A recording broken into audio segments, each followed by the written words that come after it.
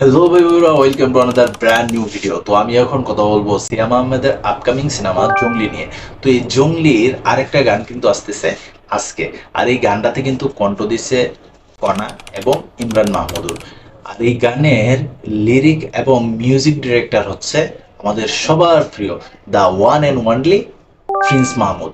তো ওনার গান যে কতটুকু ভালো হয় এটা কিন্তু আমরা তার আগেও বেশ কয়েকবার দেখছি। এমনকি তার এত এত জনপ্রিয় গান আছে, একটা বাদে আরেকটা কিন্তু বলা যায় না। তবে আপনারা সবাই জানেন যে প্রিয়তমার যে ঈশ্বর গানটা এটা কতটুকু সারা পাচ্ছিল। তো সেই প্রিন্স মাহমুদের কথা এবং সুরে কিন্তু কণ্ঠ দিছে ইমরান মাহমুদুল এবং কণা। আর এখানে আরেকটা কথা, ইমরানের কিন্তু এই প্রথম প্রিন্স মাহমুদের সঙ্গে কোনো একটা গান। তো আমরা সবাই অপেক্ষা করতেই পারি যে গানটা কেমন হয়। আর যত সম্ভব এই গানটা বুবলি এবং আহ, সিয়াম আহমেদের, আমি যতটুকু এখন পর্যন্ত বুঝলাম, যা নিউজ পাইলাম।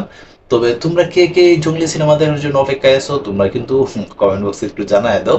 আর এই জঙ্গলি সিনেমা তো আমিও দেখবো। তো তোমরা কে কে দেখবে কোন সিনেমা হলে তোমরা কিন্তু কমেন্ট বক্সে জানাইতেই পারো। আমার কাছে মনে হয় এই জঙ্গলি সিনেমা কিন্তু দাগি এবং বরবাদকে বড় একটা চ্যালেঞ্জ ছুড়ে দিবে।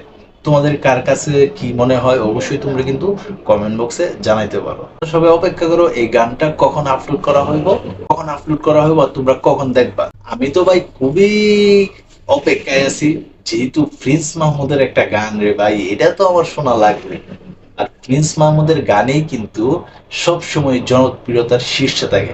এটা আমরা সেই ছোটবেলা থেকে দেখে যেতেছি, আমাদের স্কুল লাইফে কলেজ লাইফে প্রিন্স মাহমুদের লেখা এবং সুর করা গান ছাড়া কিন্তু আমাদের কোনো অনুষ্ঠানই জমতো না।